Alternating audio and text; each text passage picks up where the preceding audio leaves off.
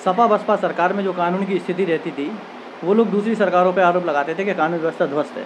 आज अपनी सरकार है उत्तर प्रदेश में और केंद्र में, तो ऐसे में ये विपक्षी पार्टियां आरोप लगाती हैं कि रोज़ बलात्कार, लूट की घटनाएं, मारपीट, हत्याएं लगातार सामने आ रही हैं।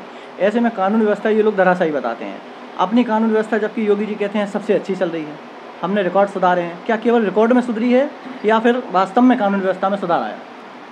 बिल्कुल, बहुत अच्छा प्रश्न आपने पूछा। पहले की जो सरकारें थीं वो कानून व्यवस्था वास्तव में बिगड़ी हुई थी।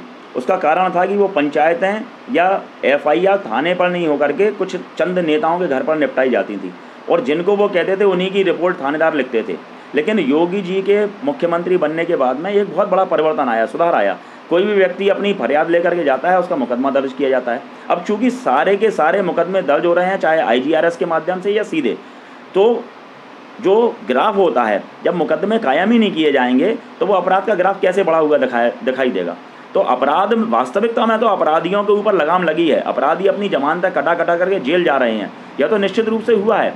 परंतु छोटी सी भी घटना होती है तो उसका संज्ञान प्रशासन लेता है, और उस संज्ञान लेने के कारण उसकी एफआईआर भी दर्ज होती है। तो आंकड़े हो सकता है, आंकड़ों के हिसाब से कुछ हेरफेर हो सकता है, लेकिन आम जनमानस से जब आप पूछेंगे तो आम जनमानस आज आम रास्तों पर निकलने में सुरक्षित अपने आप को महसूस कर रहा है। लूट की घटनाओं में कमी आई है, और महिलाओं के साथ में भी जो वारदातें होती थी उनमें भी निश्चित रूप से कमी आई है।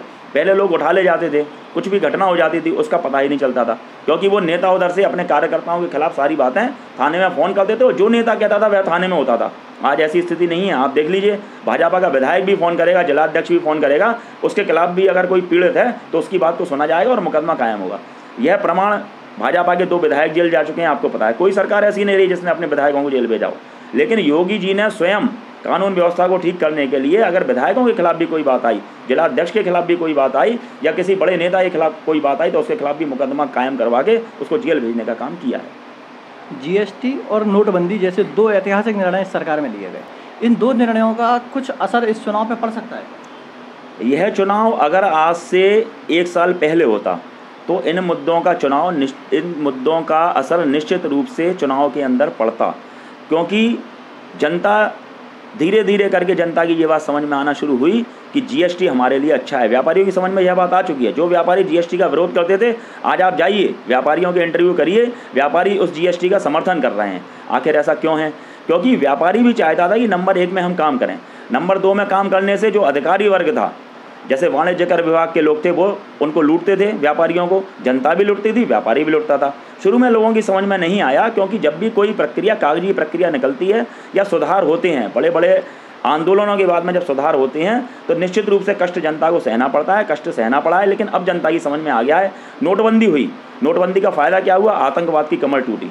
जो जिस तरह से आतंकवाद देश के अंदर पनप रहा था, आप बताइए, आज आतंकवाद को कश्मीर के अंदर सीमित कर दिया गया। पहले पूरे देश के अंदर घटनाएं होती थी, आज सिर्फ कश्मीर तक सीमित है। और आज जब से सेना के हवाले किया गया है, तब तक आप देखिए कितने सारे आतंकवादी मारे गए हैं, और आतंकवाद की घटनाओं में कश्मीर के अंदर भी कमी आने का काम हुआ है। आतंकवाद अगर सीमित हो गया, कश्मीर में अभी अपने 45 जवान मार दिए गए, आतंकवाद खत्म करने के लिए नोटबंदी थी, दावा किया गया था कि नोटबंदी के बाद आतंकवाद खत्म हो गया। कुछ घटनाएं इतिहास बदलने के लिए होती हैं, तो मेरा ऐसा मानना है, यह हमारे जवानों की जो 44 जवान जो शहीद हुए, यह घटना इस राष्ट्र के लिए राष्ट्रहित साधने का काम करने वाली हुई। हालांकि बहुत दुख का विषय है कि जो सैनिक हमारे गए हैं, लेकिन फिर भी उसके बाद में एयर स्ट्राइक हुई, और पहली बार पाकिस्तान को ना चाहते हुए पूरे विश्व के अंदर पाकिस्तान नेस्तनाबूद हुआ, क्योंकि उसके अंदर जाकर के, पाकिस्तान के अंदर जाकर के, बालाकोट के अंदर जाकर के आतंकी कैंपों को ध्वस्त करने का काम मोदी सरकार ने किया। अभी तक के जो चुनाव होते थे, उन चुनाव में बेरोजगारी, रोजगार, इंडस्ट्री, उद्योग धंधे, विकास, सड़क, पानी, शिक्षा, ये ऐसे मुद्दे हावी रहते थे। लेकिन ये पहला चुनाव ऐसा हो रहा है जिसमें देशभक्ति, राष्ट्रवाद और तमाम चीज़ों को मतलब सामने लाया जा रहा है। जो मुख्य मुद्दे हैं, मूलभूत सुविधाएं हैं आम जनता की, किसानों की, बेरोजगारों की समस्याएं हैं, उनको बिल्कुल दरकिनार कर दिया गया। ऐसा क्यों? चूँकि ये देश हित का चुनाव है, और हमारा ऐसा मानना है व्यक्तिगत रूप से कि यह चुनाव निश्चित रूप से देश की दूसरी आज़ादी का भी चुनाव है। क्योंकि जब जब हिंदू घटा तब भारत बटा। यह हालात आपने देखे होंगे, बांग्लादेश बना, पाकिस्तान बना, अफ़गानिस्तान बना, कांधार था हमारा, उसके बाद में कश्मीर भी सन 90 में किस तरह से मस्जिदों से अनाउंस किया गया और किस तरह से कश्मीरी पंडितों को वहाँ से भागना पड़ा सारी संपत्ति छोड़ करके। तो निश्चित रूप से बहुत सारे ऐसे भारत में अल्पसंख्यक बाहुल्य जगह हैं, 87%, 88%, 50% के ऊपर। आज केरल में क्या हालात हैं इस देश के। तो निश्चित रूप से मेरा ऐसा मानना है कि यह राष्ट्र हित का चुनाव है, देश की आज़ादी का चुनाव है और नेता विशेष के ऊपर, व्यक्ति विशेष के ऊपर चुनाव होता है। इंदिरा जी रहीं, इंदिरा जी के नाम पर चुनाव होता था और आज का चुनाव निश्चित रूप से मैं मानता हूं कि मोदी जी के नाम का चुनाव है। और इसलिए भाजपा कोई भी प्रत्याशी उतारे, निश्चित रूप से आने वाले वर्ष में हम देखेंगे जिस तरह से मोदी जी ने हिंदुस्तान की छवि विश्व के अंदर उज्ज्वल की है, 6वीं अर्थव्यवस्था बना है भारत विश्व की, 4थे नंबर पर स्पेस के मामले में भारत आया है। इसी तरह से प्रमुख राष्ट्र जहां हम भारत में सुरक्षा परिषद में आतंकवादियों के खिलाफ प्रस्ताव लाते थे और अकेला भारत खड़ा होता था, उसके साथ कोई खड़ा नहीं होता था, अमेरिका, फ्रांस, ब्रिटेन जैसे देश सुरक्षा परिषद में प्रस्ताव ला रहे हैं। तो भारत माँ का मान तो निश्चित रूप से बढ़ाया है मोदी जी ने, उसका कोई संदेह नहीं है। महागठबंधन ने यहाँ श्याम सुंदर यादव जैसे MLC को उतारा है, पूर्व MLC रहे हैं, पूरे मंडल में पकड़ रही है, आम जनता के बीच में रहे वो। ऐसे में उनका और अनुराग शर्मा जी का क्या मुकाबला रहेगा और किस तरह से चुनाव करवट लेगा आने वाले? देखिए, श्याम सुंदर जी भी स्वच्छ छवि के प्रत्याशी हैं, इसमें कोई संदेह नहीं, लेकिन पहले वो भाजपा में भी आ गए थे और पुनः निकल के फिर से वो समाजवादी पार्टी में चले गए। समाजवादी पार्टी का जहाँ तक प्रश्न है तो समाजवादी पार्टी का जो मुखिया है अखिलेश यादव, निश्चित रूप से अच्छे नेता हैं अखिलेश जी भी, लेकिन उनके जो निम्न स्तर के, नीचे स्तर के जो कार्यकर्ता हैं वो कहीं ना कहीं उनकी जो छवि है उसको प्रभावित करने का काम करते हैं, जिस तरह से वो लोग काम करते हैं निचले स्तर पर। तो इसका प्रभाव निश्चित रूप से देखने को मिला। फिर जो महागठबंधन आप बात कर रहे हैं, महागठबंधन हुआ है, निश्चित हुआ है महागठबंधन बिहार में भी हुआ था। क्या शुरू हुआ उस गठबंधन का? भारतीय जनता पार्टी ने जो उद्योगपति अनुराग शर्मा को मैदान में उतारा है, तो ये इनके लिए पार्टी की क्या रणनीति है कि ये भारी बहुमत से जीत के आएँ और क्या अंतर रहेगा अगर ये जीत होती है? अनुराग शर्मा जी कम से कम 1 लाख मतों के अंतर से झांसी से जीतेंगे, झांसी ललितपुर लोकसभा।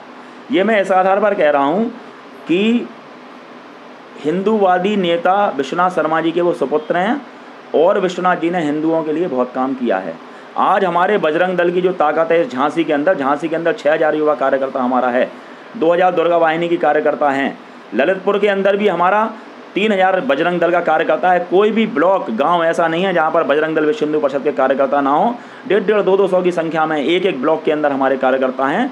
मुझे पूरा विश्वास है कि जो भी बात इधर से हम लोग रखते हैं, हमारे कार्यकर्ता अक्षरता उस बात का पालन करते हैं। इसलिए मैं कह सकता हूं कि युवा जिसके साथ है, युवा ही तकदीर बदलता है, युवा ही देश बदलेगा। और ये युवा ही, किसी पार्टी के पास इतना कहीं भी कुछ नहीं है, चाहे वो समाजवादी पार्टी गठबंधन हो, चाहे वो शिवचरण कुशवाहा जी हों। लेकिन जो हिंदू संगठन है, मैं दावे के साथ, आप लोगों ने हमारे कार्यक्रम भी देखे होंगे, इसके आधार पर मैं कहता हूं कि निश्चित रूप से अनुराग शर्मा जी 1 लाख से अधिक मतों से विजयी होंगे। ये थे अपने साथ अंचल अरिया जी, जो हिंदूवादी नेता हैं। इन्होंने कई कार्यक्रम किए, कई ऐसे आंदोलन किए जिसमें हिंदुओं को बढ़ चढ़ के सम्मान मिला।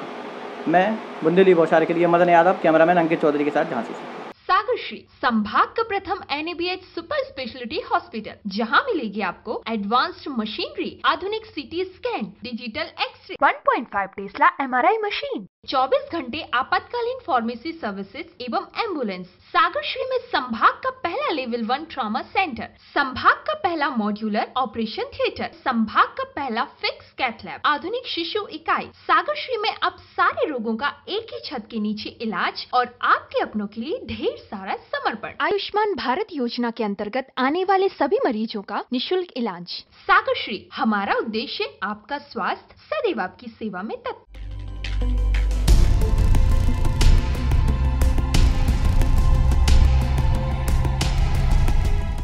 देश को पहलो बुंदेली मीडिया प्लेटफॉर्म बुंदेली बौछार जरूर सब्सक्राइब करें। सब्सक्राइब बटन दबाएं, ई के बाद बेल आइकॉन दबाएं और बुंदेली बौछार की पूरी जानकारी समाचार पाएं।